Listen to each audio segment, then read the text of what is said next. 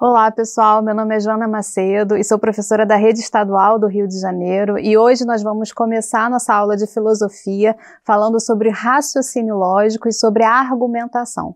Mais especificamente, falaremos sobre a importância do raciocínio lógico para a organização do nosso pensamento e também para expressar o raciocínio argumentativo, tanto de forma oral como de forma escrita. Vocês já devem ter se perguntado como construímos o nosso pensamento, como a gente constrói o nosso pensar, ou como chegamos a conclusões lógicas, como tomamos as decisões.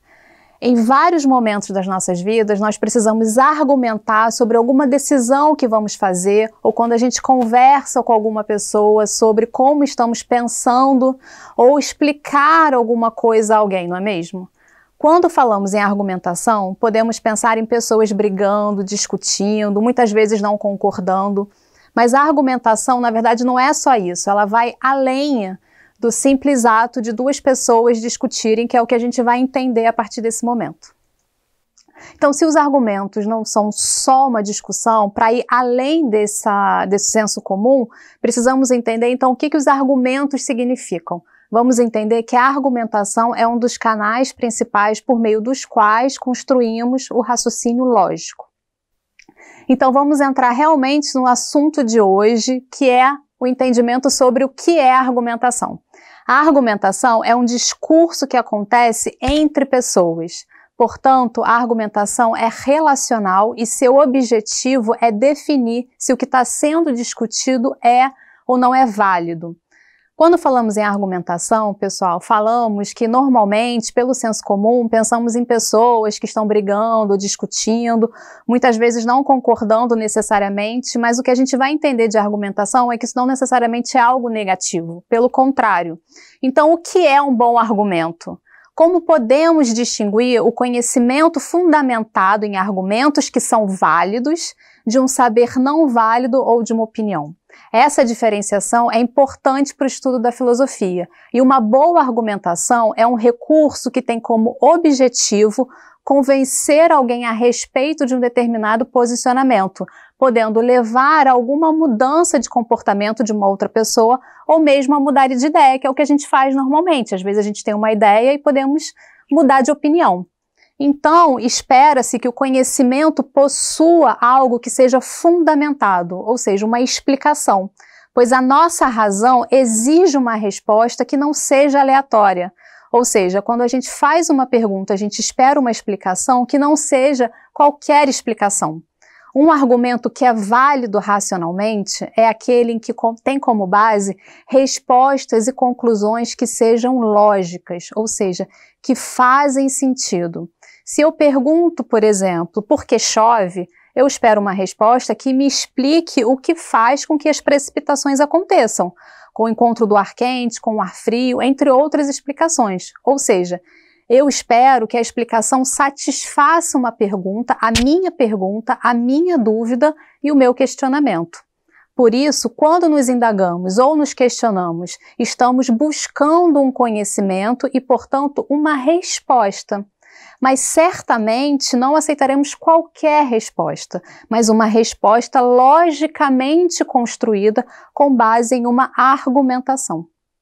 E como sabemos, então, que uma argumentação é válida? Sabemos que o argumento é válido quando sua conclusão é resultado de sua premissa. E o que seria uma premissa? A premissa seria um juízo, um julgamento que vem antes. Vamos entender tudo isso direitinho. Para entendermos, então, melhor esse conhecimento fundamentado e essa validação desse conhecimento, vamos falar sobre um dos filósofos bastante importantes para a filosofia, que é Aristóteles. O filósofo Aristóteles criou o princípio da causalidade, e esse princípio da causalidade diz que todo o efeito é precedido por uma causa anterior. Na filosofia aristotélica, a palavra causa também é usada com o significado de explicação, ou seja, também pode ser traduzido como uma resposta a uma pergunta. As perguntas costumam começar com porquê. Por que o dia vira noite? Por que as coisas acontecem do jeito que elas acontecem? E nesse sentido, demandam uma explicação. Se estamos diante de um dia bonito, de sol, por exemplo, podemos nos perguntar o que causa esse dia tão belo e tão diferente da escuridão da noite. Na verdade, o que estamos querendo saber é a causa. Ou seja, pessoal, é a razão de ser de tal fenômeno desse dia belo e bonito. E podemos responder com base na experiência e na capacidade que temos de formular os conceitos e ideias que são os raios solares que iluminam e aquecem o planeta. Ou seja, podemos responder essa pergunta com o conhecimento que temos de outras ciências, com o conhecimento racional e científico. Temos que entender, portanto, também que esse fenômeno do dia ensolarado só existe porque também existe a penumbra da noite. Então, podemos perceber que a causa, e quando a gente estuda a causa, a gente também precisa entender que existem outros parâmetros de comparação e oposição, no caso dia e noite. Mas também podemos falar de outras oposições como certo e errado, belo e feio, e por aí vai. De tudo isso que foi dito, pessoal, podemos entender a causalidade e a construção do raciocínio lógico como base da validação das argumentações, da validação do argumento. Por isso, não aceitamos qualquer resposta, não aceitamos que elas sejam de forma aleatória, como falamos antes. E se forem dadas na base da autoridade do argumento principalmente. Por quê? Porque a autoridade está embutida na ideia de poder. E quem tem autoridade tem poder. Normalmente, quem é o detentor do poder acaba submetendo outras pessoas a uma condição de aceitação, de passividade, diante de uma mensagem vinculada. E, na verdade, entendemos por meio da filosofia que o questionamento e a dúvida e as perguntas e o diálogo é uma base fundamental para a própria filosofia. Portanto, na sociedade moderna, o poder se constitui pela legitimação, pelo reconhecimento dessa autoridade, e não necessariamente pela imposição. São relações de respeito mútuo que são estabelecidas entre posições hierárquicas, por exemplo, entre pai, mãe, filho e filha, ou entre professor e aluno ou aluna, entre empregado e empregador, e assim por diante. Até agora a gente vemos falando sobre argumentação válida, sobre raciocínio lógico, mas o que é lógica então? O termo lógica é de origem grega e tem um sentido amplo, mas a lógica significa, e que pode ser resumida por, o estudo da estrutura e dos princípios relativos à argumentação válida, sobretudo da inferência dedutiva e dos métodos de prova e demonstração. Muito confuso, né? Vamos entender passo a passo o que isso significa. A lógica se preocupa com a estrutura da argumentação, ou seja, como a argumentação válida, da qual estamos falando, vai sendo construída, pois é justamente essa estrutura que o sustenta. É como um pilar de um prédio que sustenta o prédio inteiro. Para falarmos em estrutura, podemos pensar, por exemplo, em uma história que pode ser contada em uma novela ou um filme, ou mesmo lida em um livro, mas que tem começo, meio e fim. Ou mesmo, outro exemplo que podemos falar sobre isso é a redação que vocês fazem na escola ou para o Enem, que vocês fazem uma estrutura que tem introdução, desenvolvimento e conclusão. Isso é uma estrutura lógica, que dá uma ordem lógica à explicação. É um pensamento encadeado em uma trama de argumentos e de construção, portanto, de ideias que são lógicas. É preciso compreender que tanto os sofistas quanto Platão se ocuparam com questões de filosofia e trataram esse tema por ser algo extremamente comum em nossas vidas. Os sofistas eram pensadores que promoviam discursos e debates com base na retórica, pelo convencimento por meio da fala, por meio da oratória.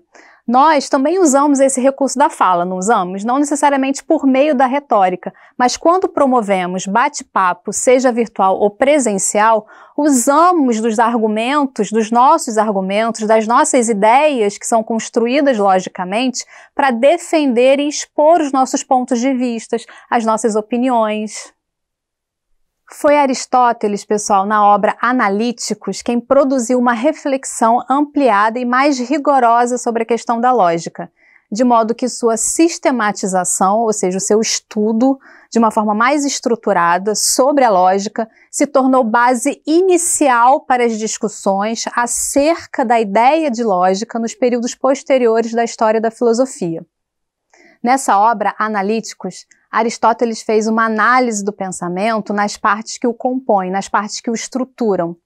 Os escritos que tratavam sobre o raciocínio lógico foram reunidos em um único volume que recebeu o título de órgão, que significa literalmente instrumento.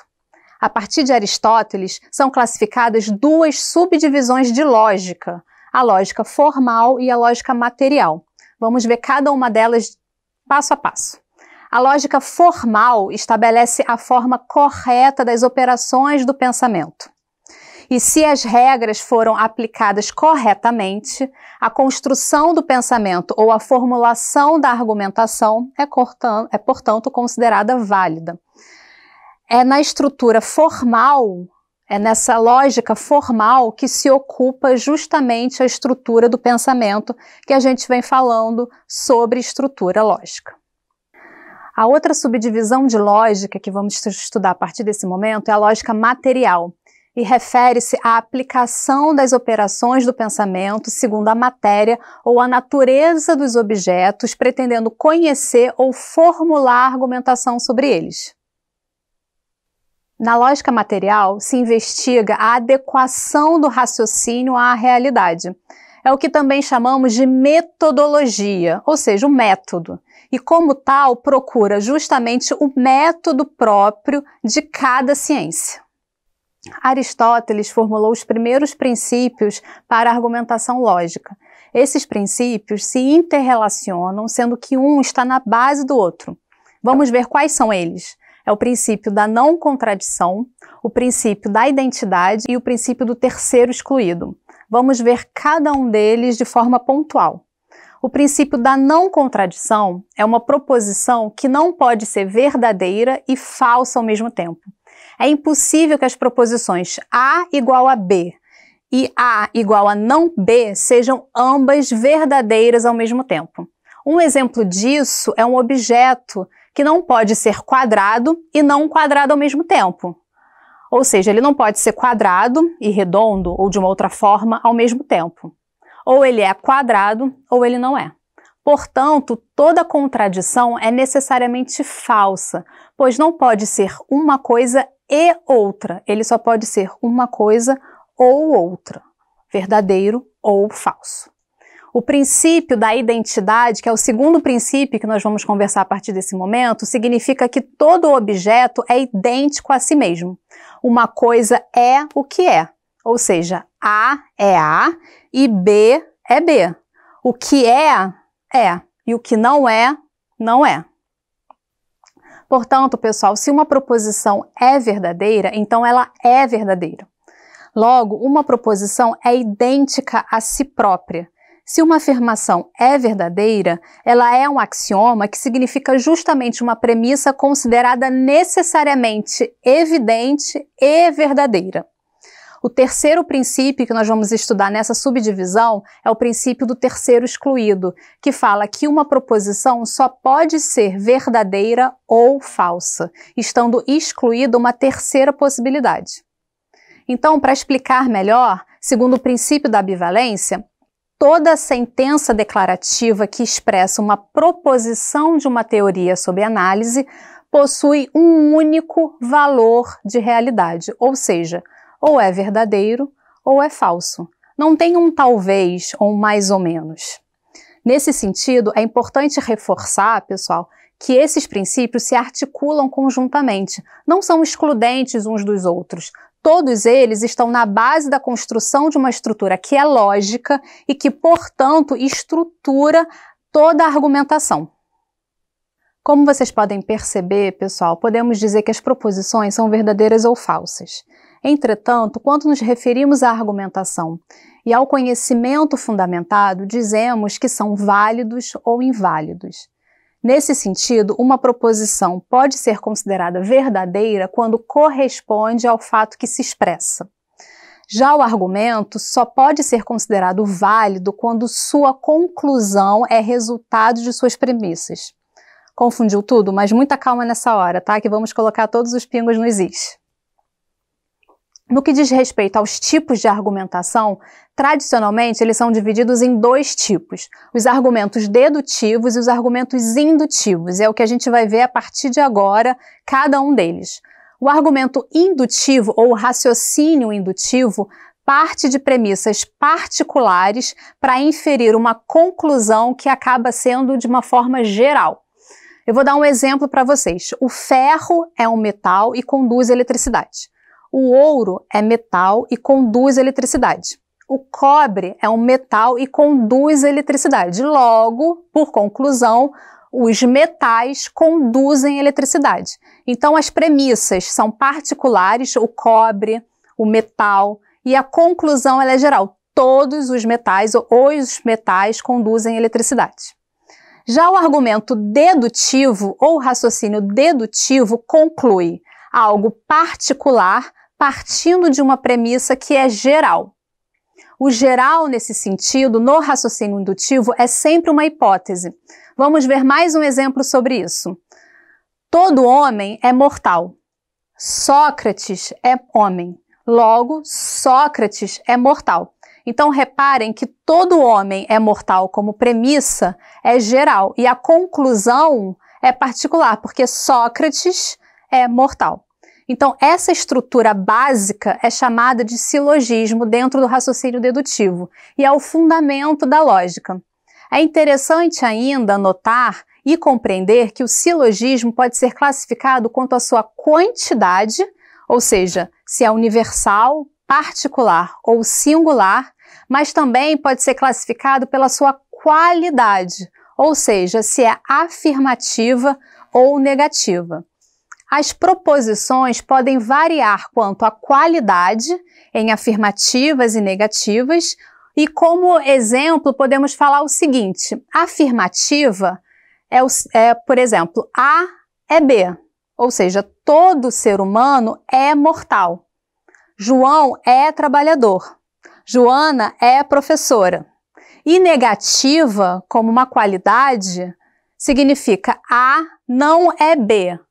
Ou seja, um outro exemplo, Sócrates não é egípcio.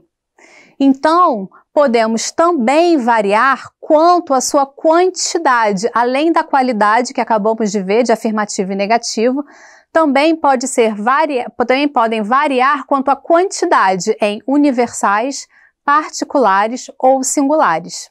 Um exemplo de universais significa o seguinte: todo A é B. Ou seja, todos os homens são mortais. Como exemplo de particular, podemos dizer que algum A é B, ou alguns homens são gregos. E os singulares, para terminar o nosso exemplo, pode ser falado como este A é B, ou Sócrates é grego. Então, de tudo isso, pessoal, aprendemos que a construção do raciocínio lógico e sua construção da argumentação válida faz parte de toda essa estrutura que entendemos por raciocínio lógico. Então é isso, queridos alunos, ficamos por aqui hoje e até a próxima!